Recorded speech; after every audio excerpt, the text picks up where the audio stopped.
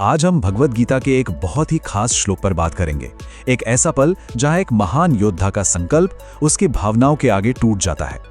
ये वो एक श्लोक है जो हमें दिखाता है कि कैसे एक मजबूत से मजबूत इंसान भी अंदर से टूट सकता है।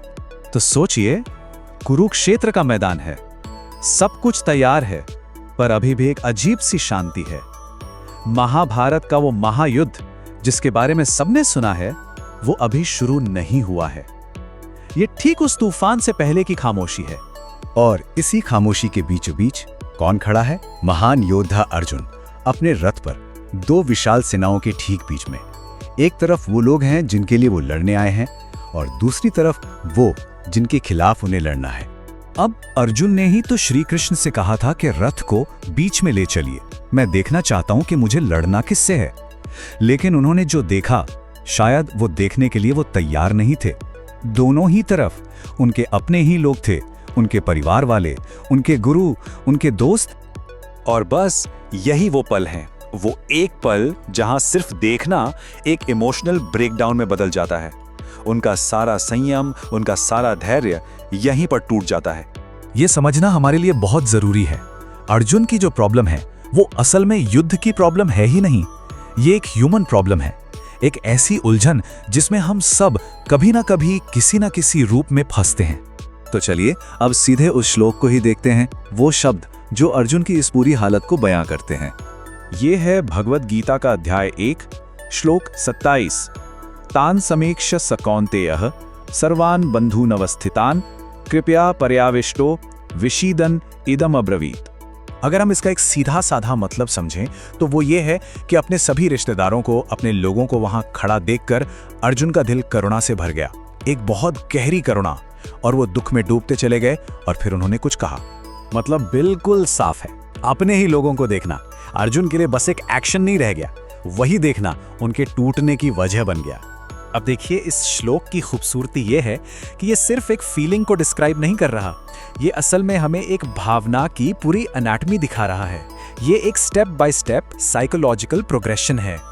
ये पूरी प्रक्रिया 4 स्टेप्स में होती है। सबसे पहले स्टेप 1 देखना यानी समीक्षा, फिर आता है स्टेप 2 करुणा यानी कृपया, उनको देखकर मन में दया आ जाती है।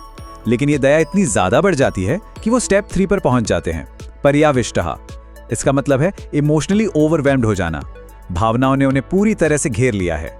और इसका नतीजा स्टेप 4 विषीदन, मतलब वो दुख में इतने डूब गए कि पैरालाइज्ड हो गए, कुछ कर ही नहीं पा रहे। और ये एक यूनिवर्सल ह्यूमन एक्सपीरियंस है। और यही साइकोलॉजिकल जर्नी हमें कहानी के कोर कॉन्फ्लिक्ट पर ले आती है, जो है इमोशन वर्सेस ड्यूटी, भावना और कर्तव्य की लड़ाई। तो एक बात बिल्कुल साफ कर लेते हैं, अर्जुन को मौत से डर नहीं लग रहा, उन्हें हार का डर भी नहीं है, या लड़ाई से भी वो नहीं डर रहे। उनकी असल प्रॉब्लम है इमोशनल अटैचमेंट। उनके दिमाग में सिर्फ एक ही बात घूम रही है, ये तो मेरे अपने लोग हैं। और यहीं पर उनका कर्तव्य उनकी भावनाओं से टकरा जाता है।